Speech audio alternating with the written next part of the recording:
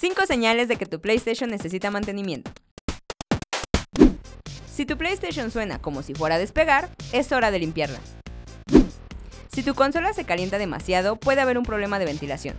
Un sistema sin mantenimiento puede afectar el rendimiento de tus juegos.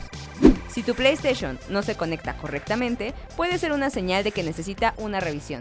Si los discos no se leen o la consola los rechaza, es momento de revisarla. ¿Tu PlayStation presenta alguno de estos problemas? En Cybertown somos expertos en mantenimiento y reparación de consolas. ¡Visítanos!